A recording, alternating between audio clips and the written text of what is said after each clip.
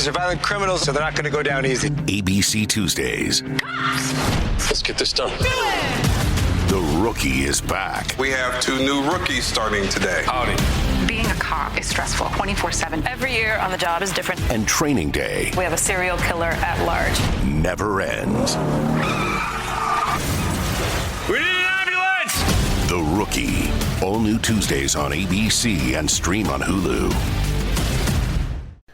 Is it a fearship or is it a friendship? Is it a romantic partnership or is it something that you are constantly running around for because you fear that it may run out on you?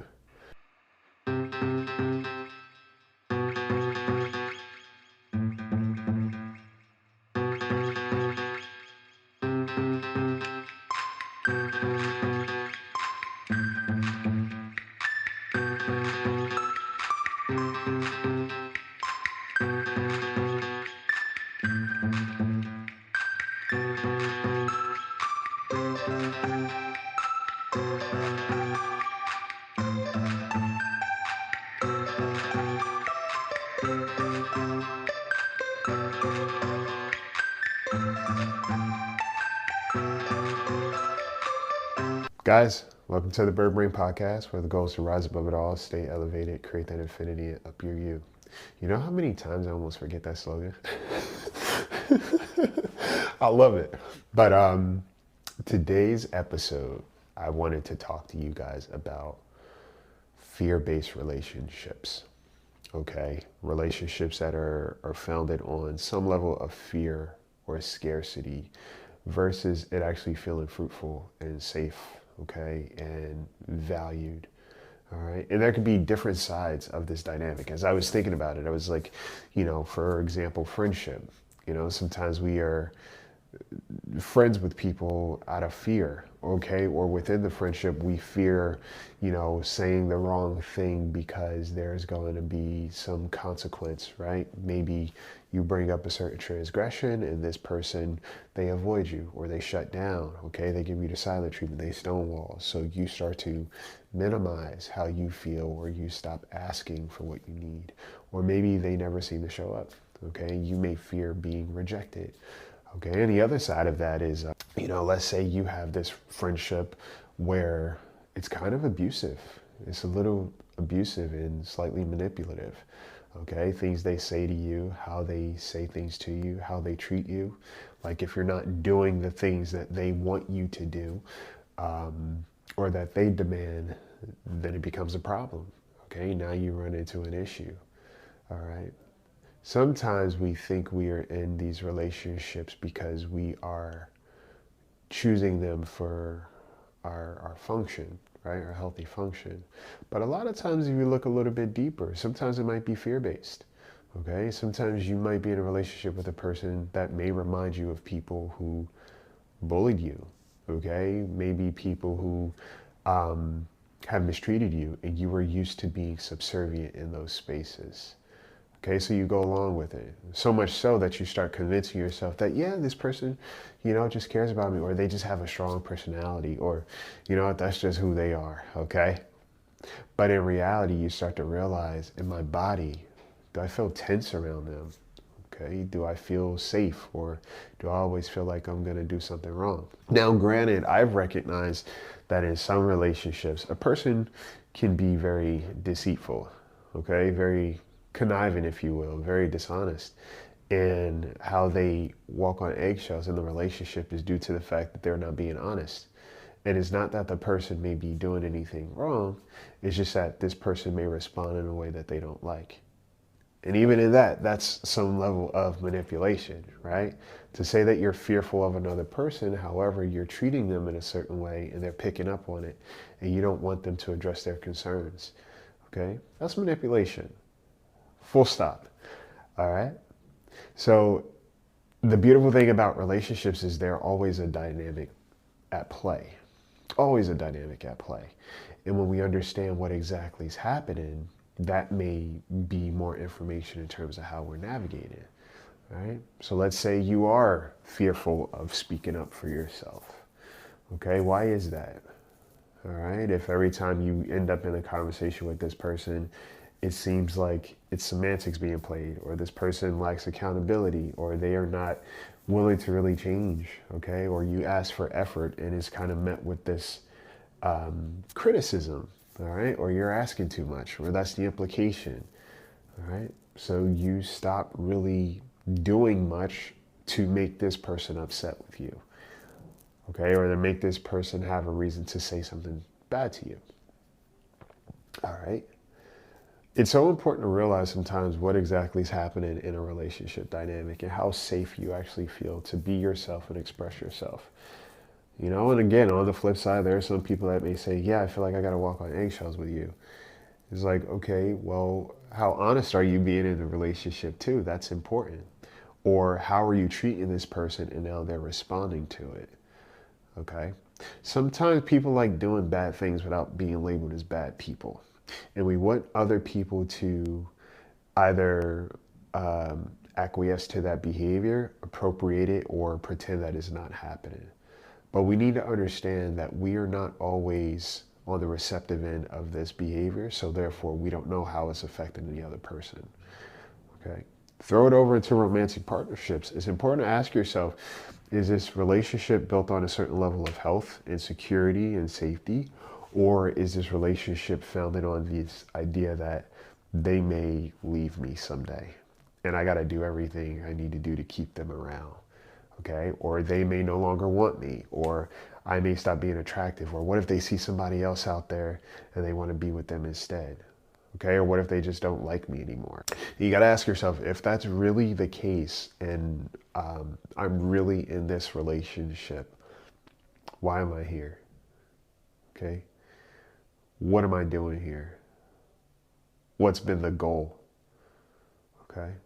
And let's think far out. Let's say, okay, this person does leave me, or this person no longer wants to be friends with me, or I do speak up for myself and this person has a problem with it. What happens next? Okay.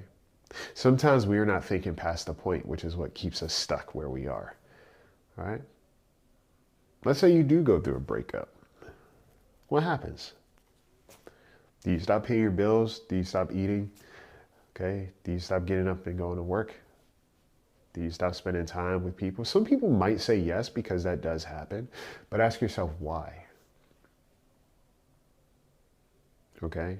And every day you spend without this person, is that a day you're living? Is that a day you're literally breathing? The answer is yes. So what is so fearful about this relationship and you losing it? See, sometimes it's not even the relationship itself that we're fearful of. It could just be our fear of being with ourselves, okay? Or a simulation of impending doom, okay? Like if we break up, it's the end of the world, and it truly is not. You know, it's the end of a chapter in your world. It's the end of a chapter in theirs. However, it's not the full end. And this doesn't mean that these relationships don't sting when they do expire. It just simply means that, hey, maybe this was not what I thought it was. This episode is brought to you by Amazon. Sometimes the most painful part of getting sick is the getting better part. Waiting on hold for an appointment, sitting in crowded waiting rooms, standing in line at the pharmacy, that's painful. Amazon One Medical and Amazon Pharmacy remove those painful parts of getting better with things like 24/7 virtual visits and prescriptions delivered to your door. Thanks to Amazon Pharmacy and Amazon One Medical, healthcare just got less painful. Okay. If you are running on rumination in your relationships, if you are fearful of speaking up for yourself in relationships, you're fearful of having boundaries in your relationships because of how somebody may react, then that's something to think about and look at. You know, how does this person treat me? How do I treat this individual, right? How do we treat each other? What's been the staple of this relationship? Okay, this includes friendships too. What's been the founding piece of this relationship? Has it required me to forego how I feel, how I'm being treated, okay, what I've experienced, what I notice, what I don't like in order to sustain this connection with this person? Okay, is the only thing that's priority and significant is how they want to feel at any given point in time? Okay, what they desire from me, but what I cannot seek from them. Okay? When it comes to a romantic partnership, yeah, we may have been together for a very long time, but what was holding us together for all that time? Am I allowed to be a confident person in this dynamic, or do I constantly have to shrink myself, okay, or minimize myself to fit into this other person's world? And how do they talk to me? Okay, we need to understand that abuse is not always just a physical thing. Okay, and abuse doesn't just happen in romantic partnerships or even in family dynamics. It happens in friendship. Okay, and emotional abuse is a very different thing. The reason why is because it doesn't always leave bruises. Every time you bring up a situation, somebody says, well, you're blowing it out of proportion. You're always doing that. Okay, it becomes these extremes, these overgeneralizations. And then you start to question yourself. Like, maybe I am, asking for too much. Maybe I am thinking about this too much. Okay, or maybe they didn't mean it that way. Okay, maybe I should treat them or talk to them better, when all I did was say, hey, I don't like how this made me feel. Or it feels like you're being deceptive or dishonest with me. All right? It's super crucial to start to recognize what is the founding piece of who you are sustaining your connections with. And like I said, sometimes we don't realize that it's all fear-based. Okay? I fear disappointing this person because ABC. All right, I fear speaking up about what I've experienced with this individual because of ABC. But any relationship that requires you to be fearful in it is an empty connection, to say the least. There is no relationship with anybody that's worth you being disrespected in it, ever. Okay? And if that's a requirement for you to sustain a certain dynamic with a person because of how they play it, okay, or how they choose to treat you, or what they choose to gift you with, okay, think about that. And again, pay attention to how they talk to you. Pay attention to when they talk to you. Pay attention to the things that they do say to you. It is very okay to recognize what relationships may need some reevaluation, because you don't feel supported, you don't feel respected, you don't feel cared for, okay? You don't feel valued. You can always make a choice without other people's permission, right? I know sometimes we are in relationships for a little bit too long because we fear, or we think that we have to get this person's permission first, okay? Or they have to do something so horrible first, because that'll be the permission we need to actually stand up for ourselves. All right, I said this before in a previous episode. It's like, the goal is to not wait to resent a person to decide to do something about the relationship. You want to do something before that, okay? Because by the time you resent people, it's very hard to get back to a certain level of homeostasis, or even love and care for that individual. Recognize that you can love people from a distance, okay? And I know it sounds like a very generic statement, but you can love people without being in a relationship with them. It's possible. Sometimes it's necessary. Sometimes it's the healthiest thing that you can do. All right? And I want you to look at how you navigate your relationships. Is it fear-based? Do you try to control people? Okay, is there a certain level of people pleasing? Because people pleasing is, in certain ways, a form of manipulation and control. Okay. What would it look like to just be yourself? Have you explored what that is yet? Okay. And what would it look like to spend more time with people who don't feel fearful, unsure, like you can't really trust what they say? All right. Because you've noticed certain patterns in their behavior up until this point haven't been the most congruent. What would it look like to just exist in relationships with people who are literally who they say they are, and they have a certain level of security to them, and they treat you with a certain level of respect and care, and also consideration? Sometimes it may not be a friendship you're in, but a fearship. Okay, sometimes people are even friends with one person because they're afraid, well, if I say something to this person, I lose the rest of my friends. right? Now it becomes me being exiled from an entire group, all because I addressed the one person that everybody's afraid to address, okay? Or I'm fearful that this person may go back and tell people certain things. So I rather just pretend that everything's cool, and in reality, I don't even know if I like this individual, okay? Same thing applies to relationships. I'm with this person because I'm afraid of what their family's going to think of me if we break up. Okay? What a person thinks of me doesn't matter if they don't think of me when it matters. Every time. Okay? And I want you to ask yourself, if somebody is going to go tell other people about you, if you guys in the relationship, or if you choose to, what's the worst that happens after that? Okay? Think of the worst case scenario. All right? And how realistic is it? It may feel real in your body, but really think of how realistic is this for potentially happening? Okay? Sometimes we are so fearful of someone talking about us, right? Oh, this person's going to talk bad about me. To who? Because they're only going to tell it to people who want to hear it, not hear the truth. So if they're going to tell people in your friend group certain things about you and those people listen, well, you got to ask yourself, well, were those people friends in the first place? Are these people I want to be friends with moving forward? Okay? Deception is a funny thing because it will keep us in connections with people who know that.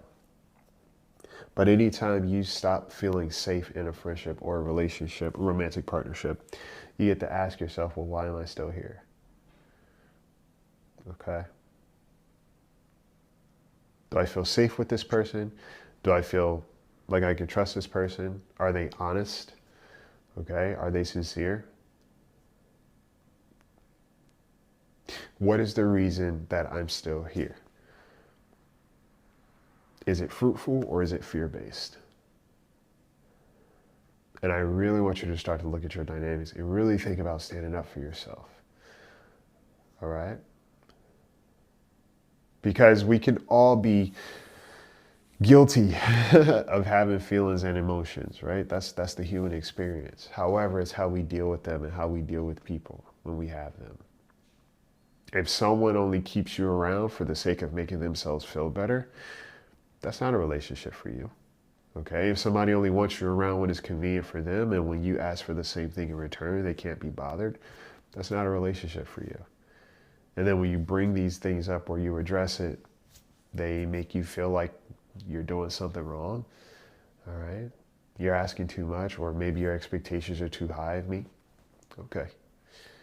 Change that relationship and where you keep it, all right? And this is why I say, you know, self-work and accountability is so important, because there are some people who think that they go around and they're always the best person in the world. They're the greatest friend. They're the most considerate, self-aware. And then in reality, when you start to look at their relationships, they're kind of controlling, okay? And the things that they do with people or for people is on a contingency, all right? And again, even in romantic partnerships, sometimes we are with somebody for so long that we overlook why the relationship has lasted this long. Health over history. All right. Make sure when you are picking people in your life, you are picking them for your peace of mind, not because you are panicking. All right? So, really think about it. Is it a fearship or is it a friendship? Is it a romantic partnership or is it a relationship you're fearful that they're going to run out on you someday? And ask yourself, how did I get here? All right? Take care of yourselves. Take care of each other. Take flight.